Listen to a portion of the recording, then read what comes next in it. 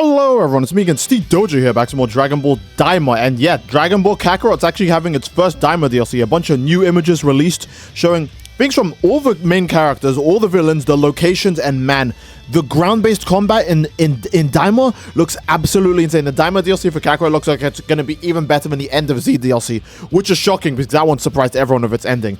And oh my god, first time we see Super Saiyan Goku in a game! The first time we see Super Saiyan Daima Goku in a game! Sparking Zero hasn't done it, Xenoverse hasn't done it, I don't even think Dragon Ball like Legends or Dokkan Battle's done it. This is nuts, and we also get to see Tamagami Free. I didn't mention that, but Tamagami Free looks great, and we already know Kakarot's got that Cyber Connect 2 aura, they've got that Asura's Wrath aura, that Naruto Ninja Storm aura. We can tell all of these are going to be some of the most beautiful cinematics to ever exist in human history, but there is bad news. Like of everything Dragon Ball, there is bad news. So you can see here, you can actually buy the DLC right now. It's just kind of just dropped on Steam casually. You can buy the DLC now, but keep in mind the notes here. It says that the pack releases today, but the actual DLC releases in July and September. And for part 2, which is the part that's going to have Super Saiyan 4 and all that stuff, right? You remember, part 1 ends at this episode. It ends with Goku versus Tamagami Free. That's where part 1 ends. Part 2 would be everything after that. The Super Saiyan 3 Daima Vegeta, them turning back into adults, Super Saiyan 4, you know, kid and adult form. All of those fights, right? All of that's going to be the next few episodes. All of that's going to be in the next part. But the next part releases January and March. Okay, wow, that's this month. 2026! What? Insane! It basically means that there's a good chance, again, March is the end result, right? Or like the last expected like month it'll come out. But that means there's a good chance this DLC could release a full year after the Daima anime is done. And that sounds absolutely nuts. Because January is like, okay, that's long, right? We're literally only like 2 months in at the time of this video. So seeing Super Saiyan 4 Daima Goku in Kakarot is literally going to take like over a year. That's nuts. It might mean they'll cook an insane part 2. The big issue is though, this is a giant wait. This is super long. The first part's already going to take ages to come out. July, September, you know, this year, right? That's fine. At least it comes out this year. But part 2, we won't see Super Saiyan 4 for ages. I actually think Xenoverse 2 and Sparking Zero actually managed to get Super Saiyan 4 before Daima. Or maybe this could be a tease as to how every Dragon Ball game's DLC might respond to Daima's release, right? Maybe every Dragon Ball game will release Super Saiyan 4 Goku next year, which sounds unrealistic, and I really wouldn't want that, but there's a good chance that that could happen. Now, some of the add-ons that come with this Demon Realm DLC pack is, again, naturally, both the DLCs, the Demon Realm pack bonus, which will be bonus items such as Ultimate Meat Feast, Mega Sacred Water, Purple Dino Horn, and Awakening Water. All of this is to make your character either level up faster or to give them insane buffs throughout the gameplay. So yeah, they're still worth, you know, in pre-ordering the game if you just want to race through it as soon as possible or get Goku to the highest level as possible while you're playing through the game. Again, Goku's probably not going to be the only playable character in this DLC because Vegeta also plays a very significant role in Daima. So I imagine Vegeta's also going to be playable. Might be the first DLC that has like more than one playable character outside of maybe the first one. Explore the world of Dragon Ball Daima. Daima Adventure through the Demon Realm pack invites you to relive the thrilling adventures of Goku, Mini, and his friends Glorio, Shin, and Pansy. Traverse fields and maps that faithfully recreate the stunning world of the anime series Dragon Ball Daima. Immerse yourself in the Demon Realm, experience the world of Dragon Ball Daima through the eyes of Goku Mini. They always call him Goku Mini, they can't help it, huh? Walk through the intricate landscapes of the Demon World, meet new friends, fight new enemies, and discover new mysteries. I know there's going to be lots of cool or interesting side quests in this, because there usually always is. So I can't actually wait to see that. Knowing Kakarot, the side quests are going to be absolutely insane, and the end quests are going to be even more nuts. Engage in battle with new techniques. Experience battles as they've been depicted in the anime, utilizing new techniques with the power pole. Okay. Have we been able to use the power pole before in Daima? I don't even think Goku uses it against Demon King Piccolo because he doesn't have it in that fight canonically.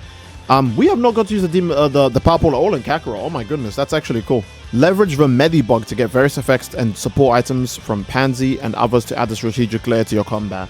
So characters like Gloria aren't going to be playable, but they'll be support characters, kind of like how Krillin was a support character in Kakarot's game as well. These new elements bring a fresh and exciting dimension to Dragon Ball Z Kakarot. Individual additional stories can be purchased standalone, and be careful of duplicate purchases. Content will be available at this date.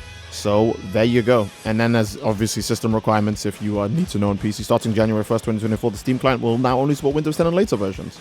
There you go. in general, it's actually really just cool to see that they've released this. I'm surprised this didn't come out with a trailer. Usually a trailer would release that has these images in it, then it would appear in all the stores. They didn't release a trailer. I guess they didn't want to get in the way of Dragon Ball The Breaker Season 8 Golden Frieza Radar hype. Let's go, Golden Frieza in 2025. That's just so new and recent. But yeah, they probably actually didn't release a trailer because they didn't want to get in the way. They didn't want to get in the way of breakers. And I understand that it's the same company. There's no reason to shoot yourself in the foot when it comes to release dates, right? So they'll just drop this pack now and then have a trailer for it maybe later in the week that will have these same images plus more, probably gameplay of moments like this and this, since these are the biggest moments of that part that's covering. Again, this part should end with Goku versus Tamagami 3. So the farthest form Goku would go to in his DLC is Super Saiyan 2. Because he doesn't go Super Saiyan 3 until the Goma fight later on. They could drop Super Saiyan 3 Goku Mini early just to give the fans something to do. But again, we'd still be waiting like God knows how long for DLC Part 2. So it's probably better if they just save it for Part 2 so that way there's extra content in Part 2 and it doesn't feel like it was just SSJ4 and nothing else. Now, I do want to say the release date does seem very far away because these images still seem very early. Again, Kakarot has not exactly the most accurate depictions of a lot of Dragon Ball characters. Again, the Goku here, he doesn't really ever look like this during the show, but it's a very dramatic way to present the character. These images, though, the Goku's kind of bland, his teeth look a little bit messy. Pansy, Shin, and Glorio, their faces are all a little bit, you know, whatever. The same thing with Goma here and Degesu. They, you know, don't look as anime accurate as they could.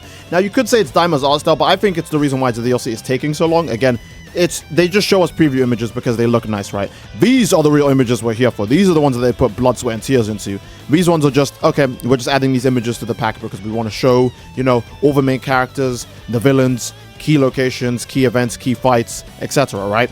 So yeah, give them time to cook and these images will look absolutely fire, probably when the DLC releases. And again, since the DLC releases are so long, I have a feeling that Xenoverse 2 will just beat every other game to the punch. Sparking Zero and Kakarot demand way more attention when it comes to their DLC. So if Kakarot's saying that the first DLC released July, September, I think Sparking Zero and Xenoverse actually have a chance of releasing before then, which is actually insane because, again, we know that it's going to take a while before we actually get to the Super Saiyan 4 section of the DLC. That will definitely be in DLC Pack 2 for both Xenoverse and Sparking Zero when it comes to Daima. A good example is that there's no way to do Super Saiyan 4 in Xenoverse 2's Future Saga DLC 3 because we already know that Future Saga DLC 4 is coming. And Sparking Zero is obviously not going to do Super Saiyan 4 Goku in Daima DLC Pack 1 when we already know there's a Daima DLC Pack 2. So, yeah, again, Kakarot, it's going to take ages for it to come out, but this is again, this gives us a good idea of when Xenoverse might potentially release or when Sparking Zero might potentially drop. It's a good sign. I still wish it didn't take so dreadfully long to get to Part 2. Again, that's really long.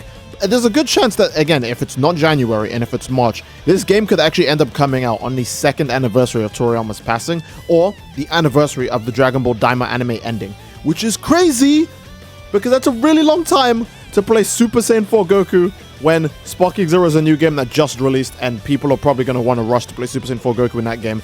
And Xenoverse is a game that people haven't completely abandoned hope on yet. So there's a good chance that people will go back to Xenoverse 2 just to play Super Saiyan 4 Goku there. And then they might just feel like, okay, well, we don't need to do it in Daima. We can just watch the cutscenes on like the internet or something, right? You know, the thing that Sakurai, the Smash creator, was afraid of. He was afraid of people not playing the game and just watching the cutscenes on YouTube. I don't think that will be a serious fear for Daima, for Kakarot Daima at least, but it's like, you know, you don't want to make a situation where people are like, no, I already played the characters in the situation, so I won't play the DLC. And either way, I think that's probably a solid place to end the video, guys. Again, if you guys enjoyed the video, please leave a like on the video. Don't forget to subscribe, it greatly supports the channel. And leave a comment down below as to what you'd like to see next, fellas. I do love you all. I hope you all enjoyed, and I will see you all next time. Take care and peace.